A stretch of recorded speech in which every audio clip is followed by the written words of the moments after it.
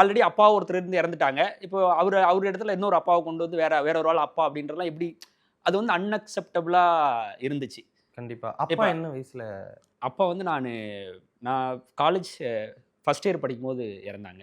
Okay. So அந்த 2 இயர்ஸ்ல three இன்னொருத்தர் த்ரீ ஒரு 3 3 இயர்ஸ் இயர்ஸ் கழிச்சு இப்படி ஒருத்தவங்க வந்து இப்படி உங்கள்ட்ட வந்து சொல்லும்போது இவங்க அது உங்களுக்கு கண்டிப்பா ஏத்துக்க முடியல. ம். ஆக்சுவலா வந்து நம்ம பியர் ரிலேஷன்ஷிப்ஸ்லயே வந்து பிரேக்கப் ஆவறதே காலேஜ் பசங்க பிரேக்கப் ஆனாலே கலாய்ச்சிட்டு ஓட்டிட்டு ஒரு இதா பண்ணிட்டு இருப்பாங்க.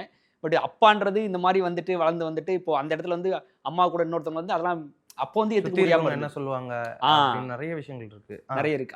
சுத்தி இருக்குன்னு நம்ம ஏத்துக்க முடியல ஃபர்ஸ்ட்டு. அப்பான்னு ஒருத்தவங்க இருந்துட்டாங்க. இவங்க தான் அப்பா எனக்கு. எப்படி திடீர்னு ஒரு ஆள் அப்பான்னு கூப்பிடுறது அப்படி அந்த ஒரு இது அப்ப இருந்துச்சு. அதுக்கப்புறம் காலேஜ் படிச்சு முடிஞ்சதுக்கு அப்புறம் தான் நான் புக்ஸ்லாம் படிக்க ஸ்டார்ட் பண்றோம். அது மாரி எழுதவும் ஸ்டார்ட் பண்றோம்.